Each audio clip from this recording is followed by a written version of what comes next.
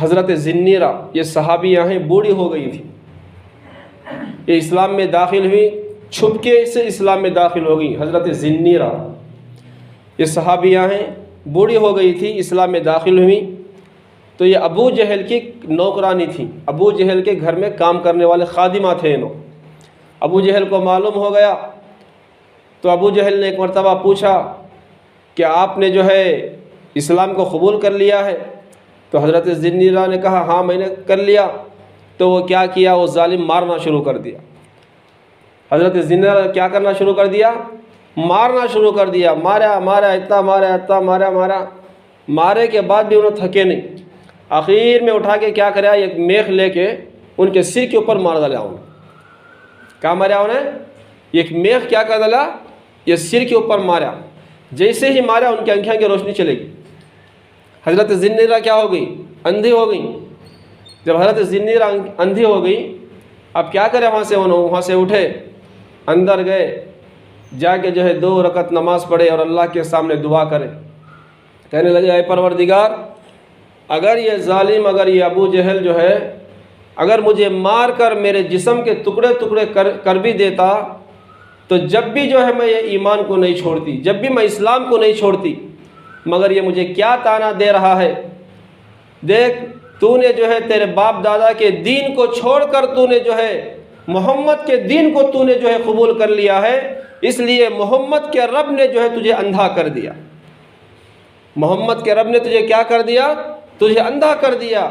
اے پروردگار، اگر یہ میرے جسم کے ہڈیاں چور چور بھی کر دیتا تو مجھے کوئی فرق نہیں پڑتا، مگر یہ تیری شان میں گستاخی کر رہا ہے۔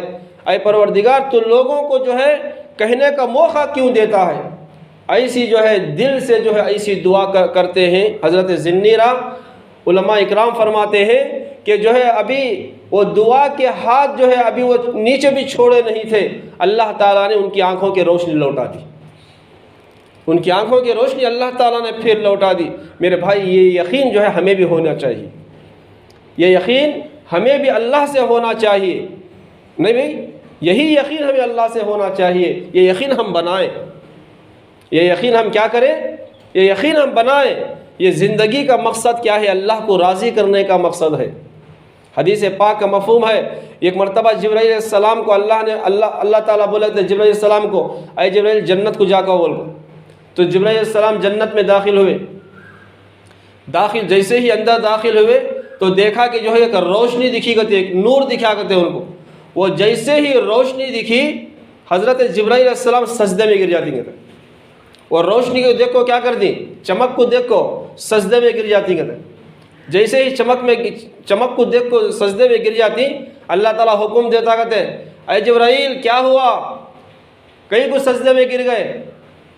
تو جبرائیل السلام جو ہے بولتے کہتے اے پروردگار، آج مجھے جو ہے تیرا دیدار ہو گیا، آج مجھے کیا ہو گیا، تیرا دیدار ہو گیا، اس لیے میں سجدہ کرا۔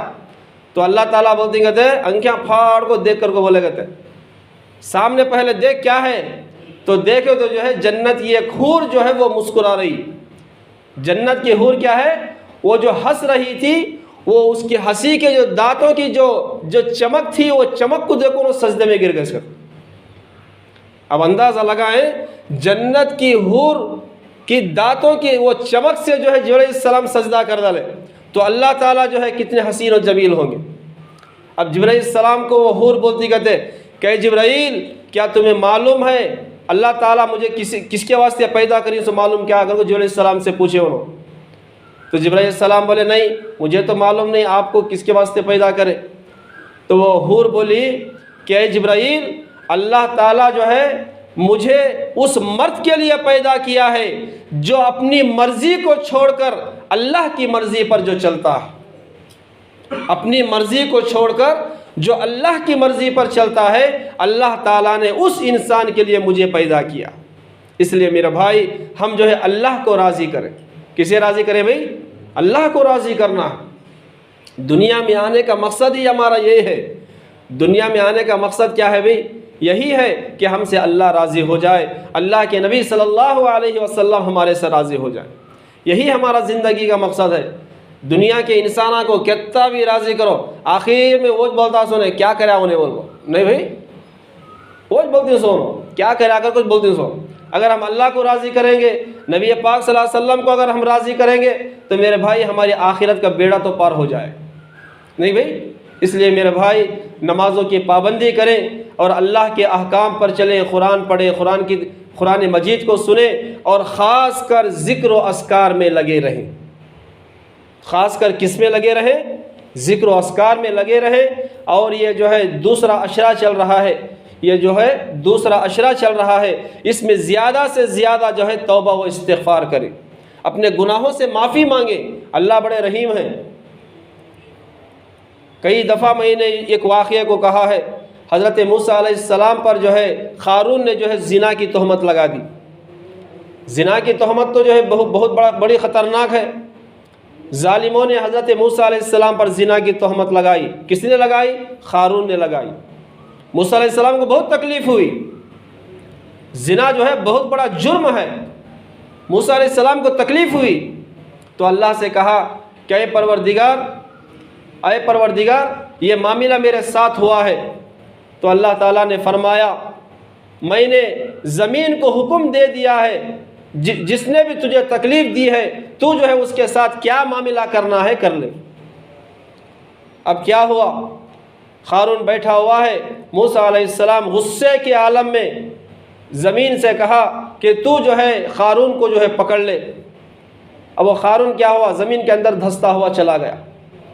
اب جیسے ہی وہ قارون اندر گیا، اندر زمین کے اندر دھس رہا، تو اب جو ہے قارون بول رہا اے موسیٰ مجھے معاف کر دل، اے موسیٰ میں اب توبہ کر لوں، مجھے معاف کر، اب میں توبہ کر لوں، مجھے معاف کر معاف کر معاف کر.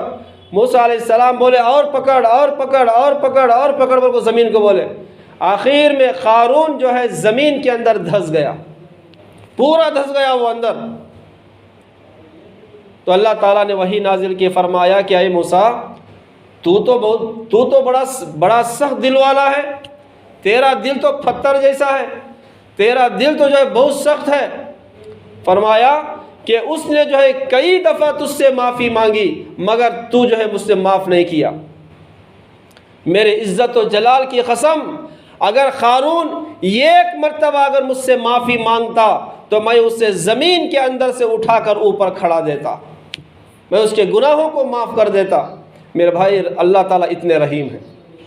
نہیں بھائی، اللہ اتنے رحیم ہے. ہم اس اتنے رحیم اللہ کو چھوڑ کر جو ہے میرے بھائی آج ہم زندگی گزار. ذکر و اذکار کریں میرے بھائی، آج سے ہی ذکر و اذکار کرنا شروع کر دیں. زبان پہ اللہ اللہ بولتے رہے، درود شریف نبی پاک صلی اللہ علیہ وسلم پر پڑھتے رہے، لا الہ الا اللہ محمد رسول اللہ پڑھتے رہے، گنگناتے رہے. جسے خلو اللہ پڑھنے آ رہا خلو اللہ پڑھتے رہے. جو بھی آپ لوگوں کو ذکر و اذکار کرنے آ رہا، جو بھی تسبیحات آتی وہ پڑھتے رہے. اس لیے کہ تسبیح اللہ کا ذکر کرنے سے یہ ہمارے دل مطمئن ہوتے ہیں، دلوں کو سکون ملتا ہے. کریں گے انشاءاللہ. دعا فرمائیں کہ اللہ تعالیٰ مجھے اور آپ کو کہنے سننے سے زیادہ عمل کرنے کی توفیق عطا فرمائے. اللہ رب العالمین ہم سب کو ذکر و اذکار کرنے کی توفیق عطا فرمائے.